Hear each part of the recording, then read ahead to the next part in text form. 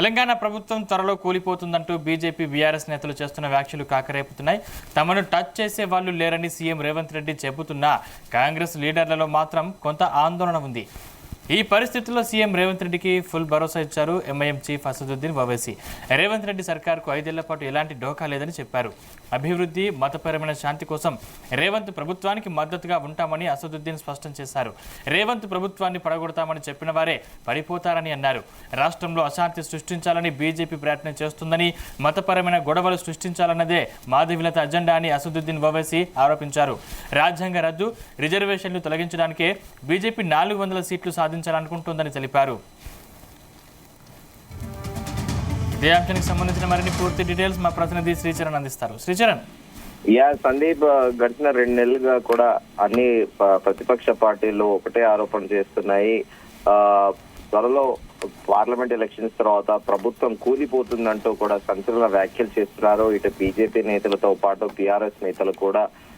అలాగే post parliament elections తర్వాత ఏమైనా జరగవచ్చు అని చెప్పేసి కూడా తరచుగా మీడియా సమావేశంలో కూడా నేతలు ఇలా పేర్కొనడం కూడా సర్వత్రా చర్చనీయాంశంగా మారింది. కానీ వాస్తవికంగా చూసుకుంటే అలాంటిది ఏమీ లేదు అని కూడా కాంగ్రెస్ నాయకులు కొట్టిపారేస్తున్నారు. అయితే ప్రధానంగా ఇప్పుడు నడుస్తున్న చర్చ ఏంటంటే తమను టచ్ చేసే వాళ్ళు లేరని కూడా సీఎం రేవంత్ రెడ్డి చెప్తున్న కాంగ్రెస్ లీడర్ లో మాత్రము కొంచెం గందరగోళము, ఆందోళన అయితే ఉంది.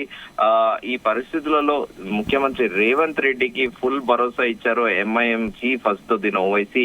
రేవంత్ రెడ్డి సర్కార్ కు 5 ఏళ్ల పాటు ఎలాంటి డోకా లేదని కూడా ఆయన చెప్పారు. అభివృద్ధి, మతపరమైన శాంతి కోసము రేవంత్ ప్రభుత్వానికి మద్దతుగా ఉంటామని కూడా అసదుద్దీన్ స్పష్టం చేశారు. రేవంత్ ప్రభుత్వాన్ని పడగొడతామని చెప్పిన వారే పడిపోతారని కూడా ఆయన సెన్సేషనల్ కామెంట్స్ చేశారు.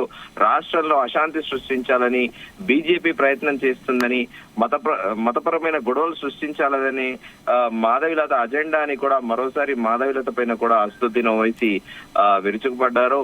రాజ్యాంగం రద్దు, రిజర్వేషన్లు తొలగించడానికే బీజేపీ 400 సీట్లు సాధించాలనుకుంటుంది అని కూడా అసదుద్దీన్ ఓవైసీ వ్యాఖ్యలు చేశారు. అయితే ఇప్పుడు ఈ చర్చకంతా కూడా ఇప్పుడు మొదటి నుంచి కూడా కాంగ్రెస్ గవర్నమెంట్ ఫామ్ అయినప్పటి నుంచి కూడా ఎంఐఎం తోని ఫ్రెండ్లీ పొత్తుంది. కానీ అఫీషియల్ గా కూడా ఎక్కడ అనౌన్స్ చేయలేదు. మొదట ఇదే అసదుద్దీన్ ఓవైసీ కూడా కాంగ్రెస్ తో పొత్తుకి అంటే ఫ్రెండ్లీ పార్టీగా గవర్నమెంట్ లో పార్ట్ గా ఉండేటందుకు మొదట నిరాకరించారని కూడా అప్పట్లో విస్తృతంగా ప్రచారం జరిగింది. కానీ తమ్ముడు అక్బరుద్దీన్ ఓవైసీకి మాత్రం కాంగ్రెస్ తో వెళ్లాలని పట్టుబట్టారని కూడా అప్పట్లో విస్తృతమైన చర్చ జరిగింది. డిసెంబర్, జనవరి ఆ టైంలో 2023 డిసెంబర్ తో పాటు 2024 జనవరిలో కూడా విస్తృతంగా ప్రచారం జరిగింది. కానీ తాజాగా ఓవైసీ రేవంత్ రెడ్డికి ఒక హోప్ ఇవ్వడం, అలాగే సపోర్టివ్ గా నిల్చోవడం కూడా అందరూ కూడా రాజకీయ విశ్లేషకులు ముందుగా ఊహించిందే.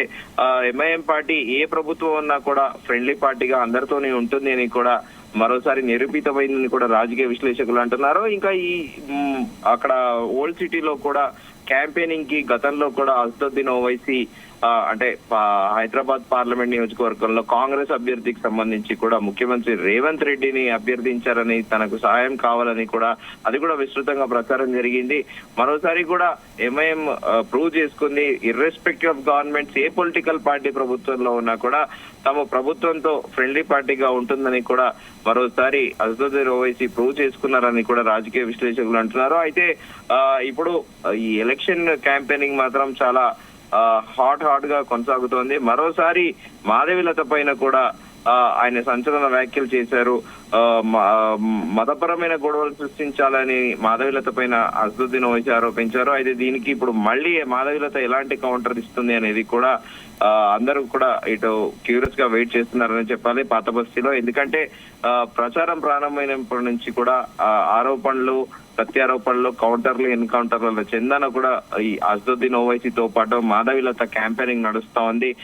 మాధవిలత అయితే అసలు ఎక్కడ కూడా భయపడకుండా కూడా అసదుద్దీన్ ఓవైసీకి చాలా స్ట్రాంగ్ కౌంటర్ ఇస్తుంది. అసదుద్దీన్ ఓవైసీ కూడా మత విద్వేషాలు రెచ్చగొట్టడానికి ఆమె ఇక్కడ వచ్చింది తప్ప వేరే ఆమెకు పని లేదని కూడా అసదుద్దీన్ ఓవైసీ స్ట్రాంగ్ గా కౌంటర్ ఇస్తున్నారు. కానీ ఇప్పుడు మొత్తం పొలిటికల్ సినారియోలో ఎంఐఎం అయితే we are friendly party to the Congress అన్నట్టే కూడా ముఖ్యమంత్రి రేవంత్ రెడ్డికి భరోసా ఇచ్చారంటేనే దాని అర్థము ఎంఐఎం కాంగ్రెస్ పార్టీతో ఉందని అర్థం అని కూడా ప్రధానంగా చర్చ అయితే నడుస్తోంది. సందీప్, శ్రీచరణ్, అంటే ప్రస్తుతం ఎంఐఎం పార్టీ ఏ పార్టీతో పొత్తుతో ఉంది?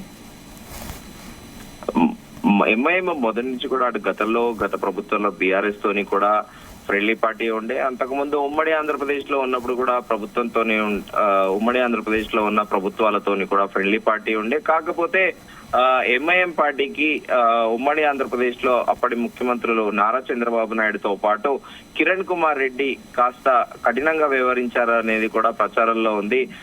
ఓల్డ్ సిటీలో ఏదైతే అసదుద్దీన్ ఓవైసీ ఎంఐఎం పార్టీ చేసే ఏవైతే ఉన్నాయో డామినెన్స్ ని అది కాస్త తగ్గించారనేది కూడా అప్పట్లో జోరుగా ప్రచారం సాగింది. కానీ అది న్యాచురల్ గా మొదటి నుంచి కూడా మనం చెప్పుకుంటూ వస్తున్నాము. ఏ గవర్నమెంట్ ఉన్నా కూడా ఎంఐఎం అనేది అన్ని పొలిటికల్ పార్టీస్ తోని, అంటే గవర్నమెంట్ ఫామ్ చేసిన కన్సర్న్ పార్టీతోని అయితే ప్రభుత్వంలో ఒక ఫ్రెండ్లీ పార్టీగా ఉంటుంది. అలాగే గవర్నమెంట్ యాక్టివిటీస్ లో కూడా అఫీషియల్ గా కూడా ఇటు ఎంఐఎం ఎమ్మెల్యేలతో పాటు ఎంఐఎం చీఫ్ కూడా పాల్గొంటున్నారు. అది మనము చాలా సార్లు కూడా చూసాము. గత బీఆర్ఎస్ ప్రభుత్వంలో అయితే ఇంకా ఫస్ట్ ప్రయారిటీ ఉండేది. ప్రగతి భవన్ కి కూడా తరచుగా వెళ్లేవారు అసదుద్దీన్ ఓవైసీ. ముఖ్యమంత్రితోని గంటలు కూడా చర్చించేవారు.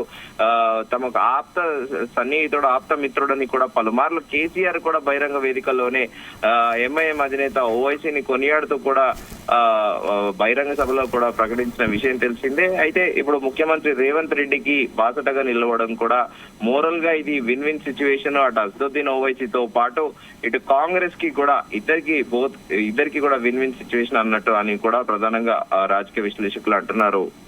Sandeep, right, thank you Sricharan.